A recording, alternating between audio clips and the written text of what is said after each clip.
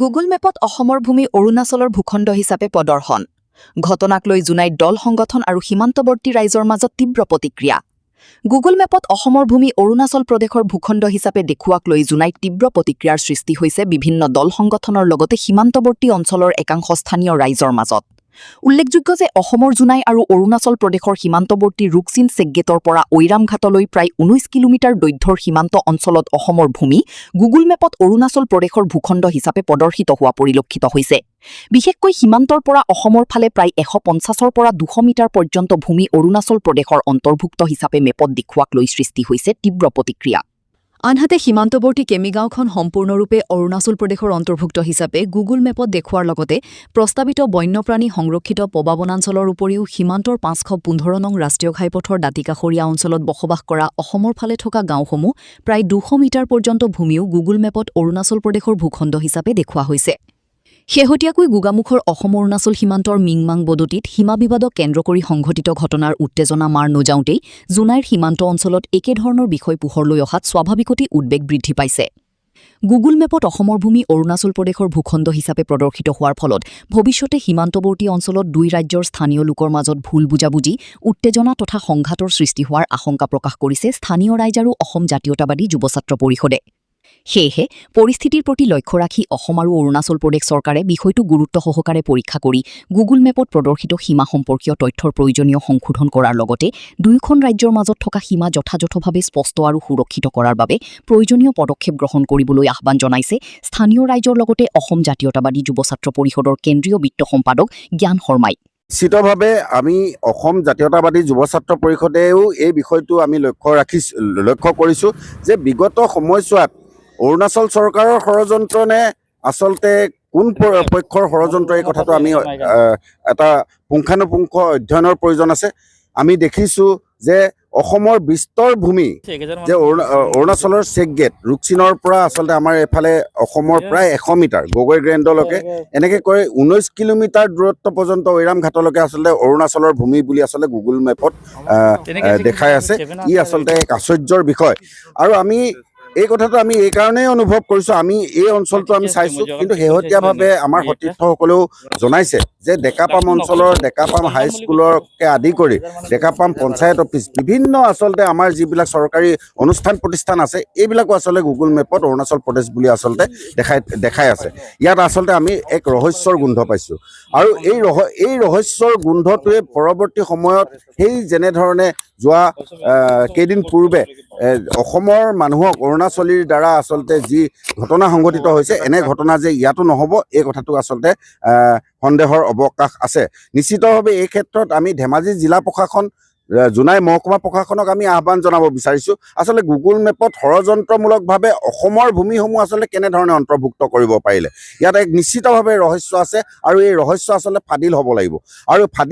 ফাদিল যদি কৰাত আচলতে অনীহা প্ৰকাশ কৰে দেখিবলৈ আমি নিশ্চিতভাৱে আমি বুজিবলৈ বাধ্য হ'ম যে অসম চৰকাৰ আৰু অৰুণাচল চৰকাৰ দুইখন চৰকাৰ মিলি আচলতে ষড়যন্ত্ৰ ৰচনা কৰিছে যে অসমৰ ভূমি বিভিন্ন সময়ত আচলতে বিভিন্নজনক আচলতে গতাই দিয়া দেখিবলৈ পোৱা গৈছে যে আমাৰ অসমৰ ভূমিবিলাক সীমা সমস্যা সমাধানৰ স্বাৰ্থত আচলতে কি অৰুণাচল বা মেঘালয় বা নাগালেণ্ড এনেধৰণৰ আচলতে মণিপুৰ মিজোৰামক আচলতে গতাই দিয়াৰ চিন্তা চৰ্চা কৰিছে নেকি তাতো আচলতে সন্দেহৰ অৱকাশ নাথাকিব গতিকে আহ্বান জনাইছোঁ সময় উকলি যোৱা নাই সময় আছে এই ডেকাপাম হয়তো আমি চাবলৈ গ'লে কাইলৈ লিকাবালিটো আমি দেখিম তেনেধৰণে চাগে আমি আপোনাৰ যিটো এই বিষয়টোৰ ওপৰত পুংখানুপুংখ অধ্যয়ন হ'ব লাগিব ধেমাজি জিলা প্ৰশাসন জোনাই সমজিলা আয়ুক্ত মহোদয়ক আমি আহ্বান জনাব বিচাৰিছোঁ ইয়াৰ ওপৰত আচলতে গুৰুত্বপূৰ্ণ আলোচনা হ'ব লাগিব আৰু এই বিষয়টো আচলতে কেনেধৰণে কাৰ ষড়যন্ত্ৰত আচলতে অসমৰ ভূমি অৰুণাচলত গুগল মেপত আচলতে অন্তৰ্ভুক্ত হৈছে ইয়াৰ ওপৰত আচলতে অধ্যয়ন কৰি অসমৰ ভূমিৰ যি সীমা এই সীমাত আচলতে গুগল মেপ কাটিবৰ কাৰণে আমি অনুৰোধ জনাইছোঁ অসম অৰুণাচল সীমা সমস্যা বিশেষকৈ জোনাই সমজিলাৰ অধিকাংশ গাঁও অসমেই হওক অৰুণাচলেই হওক ইয়াৰ স্পষ্ট সীমা নিৰ্ধাৰণ আমি প্ৰত্যক্ষ কৰা নাই কিন্তু ইতিমধ্যে আমি প্ৰত্যক্ষ কৰিছোঁ গুগল মেপত অসমৰ বহু অংশ অৰুণাচলত অন্তৰ্ভুক্ত হৈছে য'ত এতিয়া অসমৰ মানুহে বসবাস কৰি আছে কিন্তু এই কথাটো আমি উনুকিয়াব বিচাৰিছোঁ যে 1951 চনৰ আগত এই সমগ্ৰ অঞ্চলটো নেফা অন্তৰ্গত আছিলে 1951 চনত জোনাই বৰ্তমান সমজিলাখনক অসমৰ হস্তান্তৰিত এলেকা নাম দি অসমৰ লগত সংযোজন কৰা হৈছিলে তেতিয়া আমাৰ বহুত অঞ্চল সীমা নিৰ্ধাৰণ কৰিবলৈ থাকি গ'ল এতিয়া সীমা নিৰ্ধাৰণ কৰিবলৈ থাকি যোৱাৰ বাবে সেই সময়ত এটা দুটা পিলাৰ কুটি আছিলে সেই পিলাৰ কুটিসমূহ অৱশেষত গৈ পেলাই কোনেও মানি নচলা হ'ল গতিকে ইয়াত দুয়ো জনগোষ্ঠী অতীতৰ পৰাই কিবা সম্পৰ্ক এটাও আছে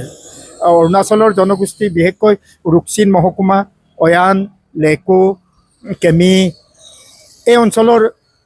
মানুহবিলাকৰ আদি পুৰুষৰ পৰা এটা বংশগত সম্পৰ্ক এটাও আছে গতিকে এই অতীতকালত একেলগে বসবাস কৰি থকা অংশ 1951 চনত যেতিয়া পৃথক কৰা হ'ল তেতিয়া বহু এনেকৈ সীমা সমস্যা থাকি গ'ল আৰু এই সীমা সমস্যাৰ কাৰণে এতিয়া সীমান্তৱৰ্তী অঞ্চলবিলাকৰ উন্নয়নো হোৱা নাই আৰু ইয়াত মাজে মাজে সংঘাত লিপ্ত হৈছে ইতিমধ্যে বহুত সংঘাত হৈছে গতিকে আমি অসম চৰকাৰক দাবী জনাইছোঁ নামচাই যিটো ডিক্লাৰেশ্যনত তেওঁলোকে ঘোষণা কৰিছিলে যে অসম অৰুণাচল যিটো সীমা সমস্যা এই সীমা সমস্যাটো অতি সোনকালে নিষ্পত্তি কৰা হ'ব বুলি তেখেতসকলে আমাক কথা দিছিলে গতিকে আমি ভাবোঁ এই অসম নামচাই ডিক্লাৰেশ্যনত আমাক 10খন গাঁও দেখুওৱা হৈছে কিন্তু আমি ভাবোঁ তাতকৈ আৰু অধিক গাঁও আমাৰ বিতৰ্কিত এলেকা আছে এতিয়া দেখা গৈছে আমাৰ একলব্য স্কুল সেই একলব্য স্কুলটো গুগল মেপত অৰুণাচলৰ ভিতৰত পৰি গৈছে কেমি গাঁওখন তাহানি মানে ব্ৰিটিছ আগতেই অহাৰ আগতেই ইয়াত মিচিং বসতি প্ৰধান অঞ্চল আছিলে নেফাৰ এটা মুখ্য অঞ্চল আছিলে 1951 চনত ছেপাৰেশ্যন কৰোঁতে কেমি গাঁওখন আমাৰ জোনাই মহকুমাৰ মুৰকংচেলেক হস্তান্তৰিত এলেকাত অন্তৰ্গত হৈছিলে এতিয়া কেমি গাঁওখনো তেওঁলোকে গুগল মেপৰ মতে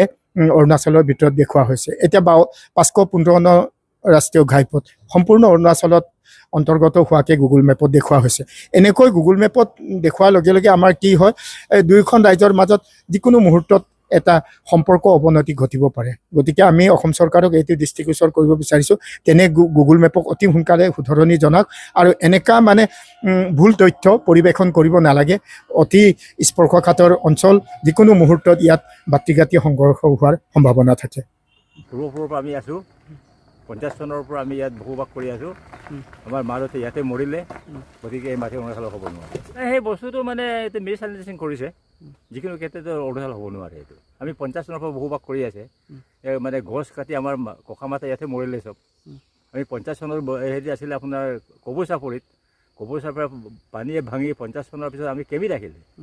কেমিত অহাৰ পাছত আমাৰ অসমৰ মাটি বুলি এজন আছিলে কেমি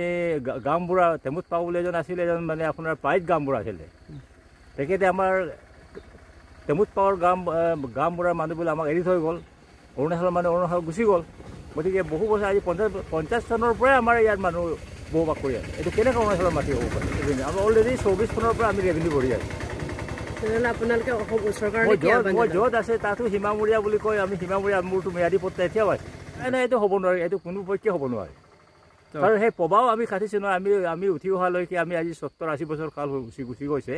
আমি সেই পবা আমি ফৰেষ্টৰ লগত আমি যোগাযোগ কৰি আজিলৈকে আমি শুনা নাই এইটো আমাৰে অসমৰ মাটি হয় চৰকাৰক কি আহ্বান জনাব এতিয়া চৰকাৰক মানে এইটো কোনো পক্ষে মানি ল'ব নোৱাৰে আমি কাৰণ আমাৰ অসমৰ মাটি গতিকে মই কৈছোঁ আমাৰ অসম অৰুণাচলৰ সীমা সোনকালে মানে সীমা বিবাদটো সোনকালে অতি শীঘ্ৰে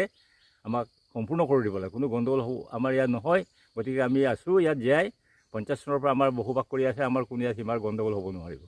আৰু আমাৰ অসমৰ মাটিয়ে হয় এতিয়া কোনো মানুহে ইয়াত ক'ব নোৱাৰিব